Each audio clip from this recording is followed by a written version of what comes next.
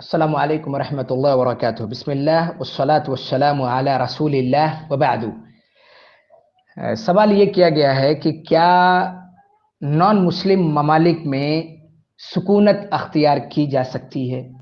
وہاں زندگی گزاری جا سکتی ہے، وہاں جایا جا سکتا ہے؟ تو اس کا بالاختصار جواب یہ ہے کہ دیکھیے، نان مسلم علاقوں میں جا کر کے بسنا اپنے اصل کے اعتبار سے یعنی شریعت کے اینگل سے حرام ہے، جائز نہیں ہے، اصل یہی ہے۔ اب اگر کوئی آدمی کسی اہم غرض سے جاتا، مثال کے طور پر دین کی تبلیغ کے لیے جا رہا ہے وہاں پر، یا ایسا علم حاصل کرنے کے لیے جا رہا ہے جو مسلمانوں کے لیے بعد میں سیکھ کر کے وہ نفع بخش بنائے، اور وہ علم اس کے مسلمان ملک میں نہیں مل پا رہا ہے، تو ایسی صورت میں وہاں پر جا کر کے اور جو ہے کیا نام ہے علم حاصل کر لے، اپنی ضرورت مکمل کرنے کے بعد پھر واپس آ جائے۔ مستقل وہاں پر قیام کے لیے جانا، وہیں پر اپنی زندگی بتا دینا، یہ جو ہے اصل کے اعتبار سے حرام ہے۔ اب اس کو بعد میں بات کرنے سے پہلے ہم آپ کے سامنے یہ کہ اپنی طرف سے ہم کوئی بات نہ بولیں، ایسا نہ ہو، ہم آپ کے سامنے اسلام سوال جواب جو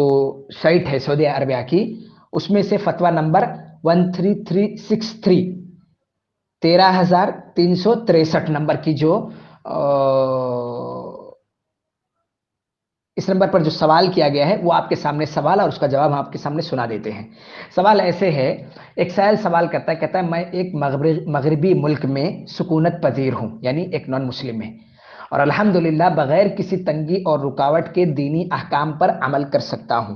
میں نے آپ کی ویب سائٹ پر کچھ احادیث کا مطالعہ کیا جو کفار کے درمیان بود و باش اختیار کرنے اور کفار ممالک میں رہنے سے منع کرتی ہیں۔ اب میں بہت زیادہ حیران و پریشان ہوں کہ آیا میں اپنے ملک واپس پلٹ جاؤں یا اسی ملک میں باقی رہوں۔ یہ علم رہے کہ اگر میں اپنے ملک واپس جاؤں تو دینی احکام پر عمل کرنے کی بنا پر مجھے بہت سی تنگی اور رکاوٹوں اور اذیتوں کا سامنا کرنا ہوگا، اور میں وہاں عبادت کرنے میں اتنی آزادی حاصل نہیں کر سکوں گا جتنی یہاں مجھے حاصل ہے۔ میری گزارش ہے کہ میرے سوال کا جواب عنایت فرمائیں اور اس ملک میں رہنے کا حکم بیان کریں، خاص کر اب تو مسلمان ملک بھی کسی دوسرے ملک سے مختلف نہیں رہے جہاں دینی شعائر کا التزام کیا جاتا ہو۔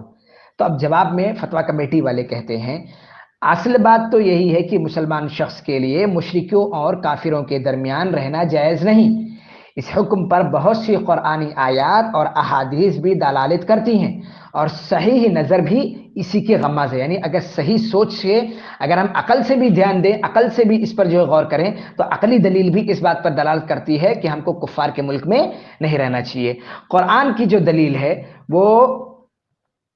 سورہ نساء کی آیت نمبر 97 ہے۔ اللہ تعالیٰ فرماتا ہے، اس کا ترجمہ ہے یہ، اللہ تعالیٰ فرماتا ہے، جو لوگ اپنی جانوں پر ظلم کرنے والے ہیں، جب فرشتے ان کی روح قبض کرتے ہیں تو پوچھتے ہیں تم کس حال میں تھے؟ یہ جواب دیتے ہیں کہ ہم اپنی جگہ کمزور اور مغلوب تھے۔ فرشتے کہتے ہیں کیا اللہ تعالیٰ کی زمین کشادہ نہ تھی کہ تم ہجرت کر جاتے؟ یہی لوگ ہیں جن کا ٹھکانہ جہنم ہے، اور وہ پہنچنے کی بہت بری جگہ ہے، یعنی وہ بہت برا ٹھکانہ ہے۔ سنت یعنی حدیث سے اس کی دلیل یہ ہے کہ نبی کریم علیہ السلام نے فرمایا، میں ہر اس مسلمان سے بری ہوں جو مشرکوں کے درمیان میں رہتا ہے، یعنی کافر ممالک میں رہتا ہے۔ امام ابو داؤد رحمہ اللہ نے اس کو حدیث نمبر 2645 میں روایت کیا ہے۔ شیخ البانی رحمہ اللہ نے صحیح ابو داؤد کے اندر اس کو صحیح قرار دیا ہے۔ کہتے ہیں اب عقل سے بھی یہ بات درست ہوتی ہے کہ کافروں کے درمیان میں نہیں رہنا چاہیے۔ کیوں؟ کہتے ہیں مشرکوں اور کافروں کے مابین رہنے والا، یعنی ان کے درمیان میں رہنے والا مسلمان شخص بہت سے اسلامی شعائر اور ظاہری عبادات پر عمل پیرا نہیں ہو سکتا۔ اس کے ساتھ ساتھ اسے اپنے آپ کو فتنہ و فساد کے سامنے بھی پیش کرنا پڑے گا، کیونکہ وہ ان ممالک میں جو فحاشی اور بے حیائی و بے پردگی ظاہر ہے ان ممالک کا قانون اس فحاشی اور بدکاری کا محافظ بھی ہے، تو مسلمان کو کوئی حق نہیں اور نہ ہی اس کے شایع نشان ہے کہ وہ اپنے آپ کو اس طرح کے فتنوں اور آزمائشوں میں ڈالے۔ یعنی وہ کہنا چاہتے ہیں کہ ان ممالک کے اندر فتنے فسادات بھی موجود ہیں، غلط کاریاں حرام کاریاں بھی موجود ہیں، اور وہ ممالک ان غلط کاریوں کو غلط کبھی نہیں کہتے ہیں، اور اگر آپ اس کو برا کرنے کے لیے بولیں گے بھی تو آپ کے اوپر الٹا وہ انکار کریں گے۔ تو آپ جب گندی چیزوں کے بیچ میں آپ رہیں گے تو وہ گندی چیزیں آپ بھی کر ڈالیں گے۔ آئی بس سمجھ میں؟ اسی طرح سے کہتے ہیں یہ تو اس وقت ہے جب ہم کتاب اللہ اور سنت نبویہ کے دلائل کی طرف نظر دوڑائیں اور اسلام اور کفار ممالک کی جانب نظر نہ دوڑائیں، لیکن اگر ہم اسلامی ممالک کی طرف فی الواقع نظر دوڑائیں تو ہم سائل کے قول اور خاص کر اسلامی ممالک بھی اسلامی احکام کا التزام کرنے میں دوسرے ممالک سے بہت زیادہ مختلف نہیں رہے کہ موافقت نہیں کرتے۔ یعنی یہ بندہ کیا کہہ رہا ہے کہ بہت سارے مسلم ممالک ایسے ہیں کہ وہ کافروں جیسے ملک ہو چکے ہیں، تو فتویٰ کمیٹی والے کہتے ہیں غلط بات ہے یہ، کیونکہ یہ عمومی طور پر کہنا صحیح نہیں، کیونکہ ساری اسلامی حکومتیں شریعت اسلامیہ کے احکام کو لاگو کرنے اور اس کا التزام کرنے میں ایک جیسی نہیں، بلکہ ان میں فرق ہے، بلکہ ایک ہی ملک کے اندر علاقوں اور شہروں کے اعتبار سے اختلاف پایا جاتا ہے۔ یعنی کہنا چاہ رہے ہیں کہ سارے اسلامی ممالک اس انداز کے ہوں کہ ان کے یہاں شریعت کی کوئی ویلو نہیں ہے، شریعت کو حکم نہیں مانا جاتا، غلط بول رہے ہیں آپ۔ بہت سارے اسلامی ممالک ہیں کہ جہاں پر اسلامی احکامات آج بھی نافذ ہوتے ہیں، بلکہ جس ملک کے اندر اسلامی احکامات کے نافذ ہونے کی بات آپ کہہ رہے ہیں کہ نہیں ہوتی ہیں، اس اسلامی ممالک کے بعض حصوں میں بھی اسلامی احکامات نافذ ہوتے ہیں۔ تو یہ کہنا کہ تمام اسلامی ممالک کے اندر اسلامی احکامات نافذ نہیں ہوتے، یہ درست نہیں ہے۔ اس کے بعد کہتے ہیں پھر سارے کفار ممالک بھی فحاشی و عریانی اور بے حیائی اور اخلاقی طور پر ایک جیسے نہیں، بلکہ وہ بھی اس میں ایک دوسرے سے مختلف ہے۔ یعنی اسی طرح سے کفار کے جو علاقے ہیں ان میں بھی سارے ممالک کے اندر فحاشی اور عریانیت نہیں پائی جاتی ہے، گندگی نہیں پائی جاتی ہے، بلکہ کچھ کے اندر زیادہ پائی جاتی ہے، کچھ کے اندر کم پائی جاتی ہے، اور کچھ کے اندر بہت معمولی انداز کی پائی جاتی ہے۔ لہذا اسلامی ممالک کا ایک دوسرے سے مختلف ہونا اور کفریہ ممالک کا بھی ایک دوسرے سے مختلف ہونے کو دیکھتے ہوئے اور پھر اسے بھی مد نظر رکھتے ہوئے کہ ہر مسلمان شخص اس کی استطاعت نہیں رکھتا کہ کسی بھی اسلامی ملک میں جا کر رہائش اختیار کر لے، کیونکہ ویزوں اور اقامہ وغیرہ کے سخت قوانین پائے جاتے ہیں، اور اسے بھی مد نظر رکھتے ہوئے کہ ہو سکتا ہے کہ مسلمان شخص کچھ اسلامی ممالک میں اس طرح دینی معاملات اور احکام پر عمل نہ کر سکتا ہو جس طرح وہ بعض یورپی اور کفریہ ممالک میں بعض اسلامی شعائر یا سارے اسلامی شعائر پر عمل کر سکتا ہے۔ یہ سب کچھ دیکھتے ہوئے اب ایک عام حکم صادر کرنا اور ایسا حکم لگانا جو سب ممالک اور سب اشخاص کے لیے عام ہو، ایسا حکم مشکل ہے۔ بلکہ یہ کہا جا سکتا ہے، یعنی یہ کہنا چاہتے ہیں کہ جب آپ کو معلوم ہے کہ سارے اسلامی ممالک ایک جیسے نہیں، سارے کفر والے ممالک بھی فحاشی اور عریانیت کے معاملے میں ایک جیسے نہیں، اسی طرح سے مطلب جو ہے انسان جو ہے کیا نام ہے بعض جو ہے کیا نام ہے ممالک کے اندر جب رہتا ہے تو اس کے اندر اس کو دین اسلام پر عمل کرنے میں بڑی آسانی ہوتی ہے، جبکہ بعض میں آسانی نہیں ہوتی ہے۔ اسی طرح سے بعض ممالک کے اندر جو کفریہ ممالک ہوتے ہیں ان کے اندر اسلام پر وہ آسانی عمل کر لیتا، لیکن بعض میں جو ہے کیا نام ہے عمل نہیں کر پاتا۔ تو کہتے ہیں ان سارے وجوہات کی بنا پر، ٹھیک ہے، ان سارے وجوہات کی بنا پر ہم کوئی ایک حکم نہیں بول سکتے ہیں، ایک ہی حکم سب کے اوپر فٹ کرنے لگے، بلکہ جو ہے ہر آدمی کے تعلق سے ہم ایک ہی حکم فٹ کرنے لگے اور ہر ملک کے تعلق سے ایک حکم جو ہے کیا نام ہے بیان فرمائیں، بلکہ ہم کہیں گے ہر مسلمان شخص کی حالت خاص ہے اور اس کے لیے حکم بھی خاص ہوگا، اور ہر آدمی اپنے آپ کا محاسبہ کرے۔ اگر اس کے لیے ان اسلامی ممالک میں جہاں وہ رہ سکتا ہے دین پر عمل کرنا کفار ممالک سے زیادہ آسان اور ممکن ہے، تو پھر اس کے لیے کفر ممالک میں رہنا جائز نہیں، یعنی کہنا چاہ رہے ہیں لہٰذا اوپر ہم نے کنڈیشن بتا دی کہ حالات سب کے الگ ہوتے ہیں، لہٰذا جس کا جو حال ہوگا اسی کے مطابق اس کے بارے میں حکم صادر کیا جائے گا۔ اب کوئی انسان اگر اس کے لیے ممکن ہے کہ وہ اسلامی ممالک میں رہ کر کے اسلامی احکامات پر آسانی سے عمل کر لیتا ہے تو اس کے لیے جائز نہیں ہے کہ وہ کافر ملک کے اندر سفر کرے یا وہاں پر جا کر کے رہے۔ اسی طرح سے اور اگر معاملہ اس کے برعکس ہو، یعنی وہ اسلامی ممالک کے بجائے کفریہ ملک میں زیادہ آسانی سے دین پر عمل کر سکتا ہے، تو پھر ایک شرط کے ساتھ اسی کفریہ ملک میں رہنا جائز ہوگا کہ اسے اپنے آپ پر اتنا کنٹرول ہو کہ وہ وہاں پائی جانے والی بے حیائی اور فحاشی و بدکاری اور فتنوں سے شرعی وسائل کے ساتھ محفوظ رہ سکے۔ یعنی کہتے ہیں اگر ایسا معاملہ ہو کہ مسلمان ملک میں آسانی سے وہ نہیں رہ پاتا ہے بلکہ کفریہ ممالک میں جو ہے وہ آسانی سے رہ سکتا ہے، دین پر عمل کر سکتا ہے، تو وہاں پر ایک شرط کے ساتھ وہ جا سکتا ہے، رہ سکتا ہے کہ وہ وہاں کے برائیوں سے، فحاشیوں سے، بدکاریوں سے، شرک سے، کفر سے، بدعت سے اپنے آپ کو پروٹیکٹ رکھے، وہاں پر جو حرام کاریاں ہوتی ہیں ان سے جو ہے کیا نام ہے اپنے آپ کو محفوظ رکھے، اور اپنے دین اور اسلام کی حفاظت کر سکتا ہو آسانی کے ساتھ، یعنی وہاں کی برائیاں اس کے اوپر اثر نہیں کرتی ہیں، وہ الحمدللہ اپنے دین سے مطلب رکھتا ہے، باقی وہاں پہ جو برائیاں ان سے اس کو کوئی لینا دینا نہیں ہے، تو وہاں پر جا کر کے وہ رہ سکتا ہے، کوئی حرج کی بات نہیں ہے۔ کہتے ہیں اس کی تائید میں ہم اہل علم کے اقوال درج کرتے ہیں، اس کہتے ہیں اس مسئلے کے متعلق یعنی کچھ علماء کے اقوال پیش کر رہے ہیں کہ شیخ ابن عثیمین رحمہ اللہ سے اس تعلق سے پوچھا گیا، تو شیخ رحمہ اللہ نے پوچھا، یعنی کافر ملک میں رہنے کے تعلق سے پوچھا گیا، تو شیخ رحمہ اللہ نے کہا کہ جیسا کہ اوپر بیان کیا جا چکا ہے کہ ممالک کے مختلف ہونے کے مد نظر رکھتے ہوئے یہ مسئلہ سب سے مشکل مسائل میں سے ہے، اور اس لیے بھی کفار کے ممالک میں بسنے والے بعض مسلمان اگر اپنے ممالک واپس جائیں تو انہیں تنگ کیا جائے گا اور انہیں سزائیں دی جائیں گی اور ان کے دل میں انہیں آزمائش میں ڈالا جائے گا، جبکہ وہ کفریہ ممالک میں اس سے امن میں ہیں۔ پھر اگر ہم انہیں یہ کہیں کہ کفار کے درمیان میں تمہارا رہنا حرام ہے، تو پھر وہ کون سا اسلامی ملک ہے جو انہیں قبول کرے اور ان کا استقبال کرے اور انہیں اپنے ملک میں بسنے کی اجازت دے؟ یعنی شیخ رحمہ اللہ جو ہے کیا نام ہے کہنا چاہتے ہیں، ہم آج کل دیکھ رہے ہیں کہ بہت سارے اسلامی ممالک میں مسلمان اگر رہ رہے ہیں تو ان کو وہاں پہ سزائیں دی جا رہی ہیں، ان کو ان کے دین پر عمل نہیں کرنے دیا جا رہا، تو اگر وہ نکل کر کے کسی کافر ملک میں رہ رہے ہیں جہاں وہ آسانی سے جو ہے کیا نام ہے اپنے دین پر عمل کر لے رہے ہیں، کوئی دوسری برائیاں بھی ان کے اوپر نہیں آ رہی ہیں، تو اب ان کو ہم اگر جو ہے کیا نام ہے رخصت نہیں دیں گے تو یہ کہاں جائیں گے؟ کیونکہ دوسرے اور اسلامی ممالک اپنے یہاں پر جو ہے آنے کی اجازت نہیں دے رہے ہیں، تو کیا کر سکتے ہیں؟ اجازت دیں گے ہی۔ تو کہہ رہے ہیں کہ شیخ رحمہ اللہ کے کلام کا معنی یہی ہے، مطلب جو ہے کیا نام ہے کہنا چاہ رہے ہیں یہی کہ کیا نام ہے اگر حالات اس طرح سے ہیں کہ اس کے لیے اسلامی ممالک میں رہ پانا مشکل ہے اور غیر اسلامی ممالک کے اندر وہ آسانی سے دین پر عمل کر رہا ہے، تو وہاں پر جا کر کے وہ رہ سکتا ہے، شرط یہ ہے کہ وہ اپنے دین پر حفاظت کر سکے، اپنے دین کی حفاظت کر سکے۔ وہ زکریا انصاری شافعی رحمہ اللہ اپنی کتاب اصل المطالب میں کہتے ہیں، یعنی ایک امام ہے وہ امام انصاری رحمہ اللہ فرماتے ہیں اگر دین کا اظہار کرنے سے عاجز ہو آدمی تو استطاعت رکھنے والے ہر رکھنے والے پر دار کفر سے دار اسلام کی طرف ہجرت کرنی واجب ہے، یعنی اگر کوئی آدمی دین پر عمل غیر مسلم ملک میں رہتے ہوئے دین پر عمل نہیں کر پا رہا ہے اور اس کو ہجرت کرنے کی اس کے پاس طاقت موجود ہے، تو اس کے اوپر واجب ہے کہ وہ وہاں سے ہجرت کر کے کسی اسلامی ملک میں چلے جائے۔ ٹھیک ہے، امام ابن عربی مالکی رحمہ اللہ فرماتے ہیں کہ دار الحرب سے نکل کر دار الاسلام جانے کو ہجرت کہا جاتا ہے، اور یہ نبی کریم علیہ الصلوۃ والسلام کے دور میں فرض تھی، اس کے بعد بھی ہر اس شخص کے لیے جاری ہے جو اپنے نفس کا خطرہ محسوس کرے، یعنی اگر کوئی آدمی دار الکفر یا دار الحرب میں رہتا ہے، اور دار الحرب مطلب جو ہے کیا نام ہے وہ علاقہ جہاں پر اسلام اور مسلمان اور کافروں کے درمیان جنگ جاری ہو، اور دار الکفر وہ علاقہ جہاں پر کفر کا حکم چلتا ہو، لیکن اس کے باوجود ان علاقوں میں اگر مسلمان کا رہنا، زندگی گزارنا مشکل ہو جا رہا ہے تو اس کے اوپر پھر واجب ہو جائے گا کہ وہ وہاں سے ہجرت کر کے کسی مسلمان ملک میں چلے جائے۔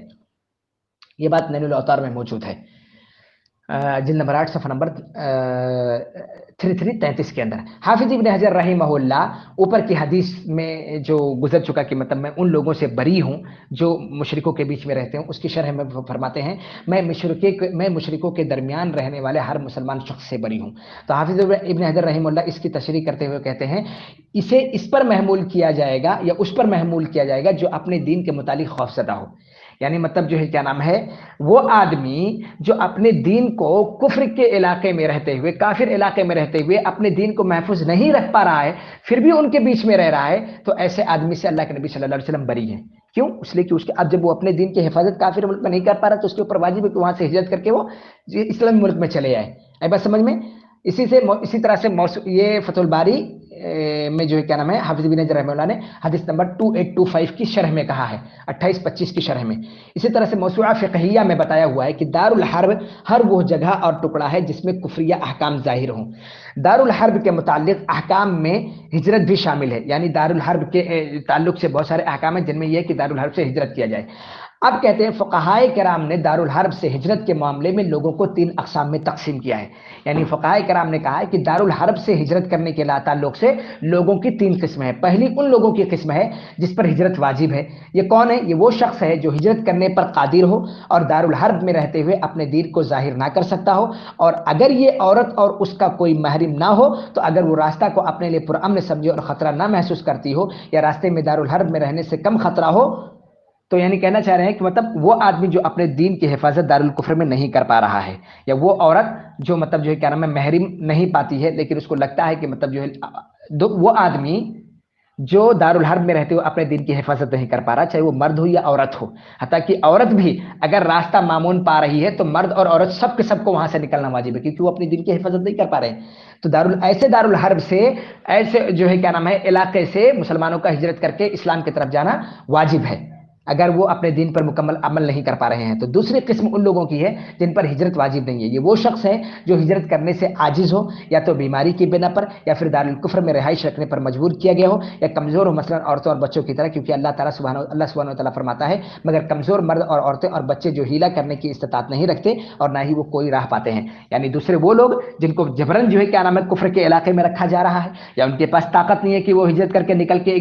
اسلام کی طرف دارالاسلام کی طرف آ سکے، یا یہ کہ وہ عورت اور بچے ہوں ان کے پاس طاقت نہیں ہے، راستہ نہیں ہے نکلنے کے لیے، تو کوئی بات نہیں، وہ ہجرت نہیں کریں گے، وہ وہیں پر باقی رہیں، کوئی پریشانی نہیں ہے، اور ظلم کو سہتے رہیں، اللہ تعالیٰ اس کا بدل ان کو عطا فرمائے گا۔ اور تیسری قسم یہ کہ جس کے لیے ہجرت کرنی جائز ہے، واجب نہیں ہے، یہ وہ لوگ ہیں یا یہ وہ شخص ہے جو ہجرت کرنے پر قادر ہو اور دارالحرب میں دینی شعائر کا اظہار بھی کر سکتا ہو، تو ایسے شخص کے لیے ہجرت کرنی جائز اور مستحب ہے، تاکہ وہ جہاد کر سکے اور مسلمانوں کی تعداد میں کثرت کا باعث بنے۔ مختصر یہ بات جو ہے موسوعہ فقہیہ سے لی گئی ہے، اس کا مطلب لاسٹ والے کا مطلب یہ ہے کہ وہ آدمی جو دارالکفر میں رہتا ہے، دین اسلام پر عمل بھی کر سکتا ہے، لیکن پھر بھی اگر جو ہے کیا نام ہے یہ ہجرت کر کے اسلام کے دارالاسلام کی طرف جاتا ہے تو یہ زیادہ بہتر ہے، تاکہ اسلام کے ساتھ رہے، مسلمانوں کے ساتھ رہے، اور کافر کے مقابلے میں جنگ ہو تو شامل ہو کر کے اسلام کی مدد کر سکے، وہ مسلمانوں کی مدد کر سکے۔ وہ موسوعہ فقہیہ میں یہ بات موجود ہے، جلد نمبر 20 میں، صفحہ نمبر 206 کے اندر۔ اسی طرح سے جو ہے کیا نام ہے دائمی فتویٰ لجنہ دائمی فتویٰ کمیٹی جو سعودیہ کی ہے، ان سے جو ہے کیا نام ہے پوچھا گیا تو انہوں نے کہا کہ مسلمان کے لیے ایک شرکیہ ملک سے دوسرے شرکیہ ملک کی طرف ہجرت کرنا بھی کم شر کا باعث ہوگی، جیسے کہ بعض مسلمانوں نے نبی کریم علیہ السلام کے حکم سے مکہ مکرمہ سے حبشہ کی طرف ہجرت کی تھی، یعنی وہ کہنا چاہتے ہیں کہ اگر کسی کو لگتا ہے کہ ایک کافر ملک کے اندر زیادہ شرک اور کفر ہو رہا ہے، زیادہ ظلم ہو رہا ہے مسلمانوں کے اوپر، دین کے اوپر عمل نہیں ہونے پا رہی ہے، دین پہ عمل نہیں کر پا رہا ہے، لیکن دوسرے ملک کے اندر اگر دین کے اوپر عمل کرنے میں آسانی ہے لیکن وہ بھی کافر ہے، تو اس زیادہ جہاں پر عمل نہیں کرنے دیا جا رہا ہے اور جہاں پر کم جو ہے دباؤ ڈالا جا رہا ہے لیکن زیادہ تر اسلام پر عمل ہو جا رہا ہے، تو دونوں بھلے ہی کافر ملک ہو، پہلے ملک سے نکل کر کے دوسرے کافر ملک کی طرف ہجرت کرنا جائز ہے۔ فتویٰ لجنہ دائمہ کی جو جلد نمبر 12 ہے، صفحہ نمبر 50 سے، وہاں پہ یہ بات موجود ہے۔ اللہ تعالی ہمارے دعا ہے کہ وہ مسلمانوں کی اصلاح فرمائے اور ان کے حالات درست فرمائے، واللہ اعلم۔ یہ جو ہے کیا نام ہے فتویٰ کمیٹی، یہ جو ہے سوال سوال جواب میں یہ پورا سوال جواب موجود ہے، جس کا خلاصہ کلام بس اتنا ہے کہ آپ جب جو ہے کیا نام ہے اب مسلمان علاقے میں ہے تو آپ وہیں پر رہیں، خاص طور سے اس وقت جب کہ آپ آسانی کے ساتھ اسلام کے اوپر عمل کر رہے ہو۔ آپ ایسی سچویشن میں کافر ملک کی طرف ہجرت نہیں کر سکتے الا ایک ہی 2 شرطوں کے ساتھ، ایک تو یہ، بلکہ میں کہوں گا 3 شرطوں کے ساتھ۔ ایک یہ، یا تو آپ علم حاصل کرنے جا رہے ہیں اور وہ علم مسلمانوں کے درمیان میں موجود نہیں ہے اور وہاں پر آپ کو اپنے دین اور ایمان کی حفاظت پاسبل ہے، یعنی پہلی شرط یہ کہ کوئی علم ایسا حاصل کرنے جا رہے ہیں جو ہمارے ملک کے اندر نہیں ہے یا مسلمان ملک کے اندر نہیں ہے۔ دوسرا یہ کہ وہاں پر جب جا رہے ہیں آپ تو وہاں پر آپ اپنے دین کی حفاظت کر لے جا رہے ہیں۔ تیسرا یہ ہے کہ دعوت دین کے لیے جا رہے ہیں۔ تو تینوں ہی میں جو ہے کیا نام ہے، یعنی دونوں ہی، دعوت دین کے لیے ہو یا علم حاصل کرنے کے لیے ہو، آپ کے اپنے دین کی حفاظت کی ذمہ داری اور وہاں کی بدکاریاں آپ کے اوپر اثر انداز نہ ہو، آپ اس سے افیکٹڈ نہ ہو، متاثر نہ ہو، ان دونوں اس شرط کے ساتھ جو ہے کیا نام ہے آپ وہاں پر جا سکتے ہیں، اور ضرورت پوری ہونے کے بعد پھر آپ کو وہاں سے آ جانا ہے۔ اگر ان دونوں کے علاوہ کسی اور مقصد سے گئے ہیں، بزنس کرنے کے لیے گئے ہیں اور وہاں پر جو ہے کیا نام ہے آپ کے دین کے ساتھ کھلواڑ کیا جا رہا ہے، آپ کو دین پہ عمل نہیں کیا جا رہا ہے، آپ کے وہاں کی برائیوں سے متاثر ہو جا رہے ہیں وغیرہ، تو پھر آپ کا وہاں پر جانا جائز نہیں، سکونت اختیار کرنا جائز نہیں ہے۔ البتہ ایسا ہے کہ آپ مسلمان ملک میں رہ رہے ہیں، وہاں پر آپ کے دین کے اوپر عمل کرنے میں مشکل پیدا ہو رہی ہے، اور کافر ملک میں آپ گئے ہوئے ہیں، وہاں پر آپ آسانی کے ساتھ جو ہے کیا نام ہے رہ لے رہے ہیں، دین پر عمل کے لے رہے ہیں، دعوت دین کا موقع بھی مل رہا ہے، متاثر بھی نہیں ہو رہے ہیں، تو انشاءاللہ وہاں پر آپ کا رہنا جو ہے بہتر ہے، کیونکہ آپ دین کی حفاظت کر لے جا رہے ہیں وغیرہ وغیرہ۔ یہی جو ہے علماء کرام نے رہنمائی فرمائی ہے کافر ملک کے اندر جو ہے کیا نام ہے اقامت کرنے میں، وہ کافر ملک جہاں پر آپ کے دین کے اوپر عمل کرنے کے لیے اجازت ہی نہیں ہے، جہاں آپ نماز روزہ حج زکات وغیرہ کی ادائیگی کے لیے حج تو مکہ میں ہی ہوتا ہے، ان سب چیزوں کے اوپر عمل کرنے کے لیے آپ کے پاس گنجائش نہیں دے رہے ہیں وہ لوگ، تو ایسے کافر ملک میں رہنا جائز نہیں ہے، حرام ہے وہاں پر رہنا، وہاں سے آپ کو نکل کر کے اس میں قیام نہیں کرنا ہے، آپ کو وہاں سے نکل کے آنا ہے، کوئی شک نہیں ہے اس کے اندر۔ لیکن جہاں پر آسانی کے ساتھ آپ کے لیے جو ہے کیا نام ہے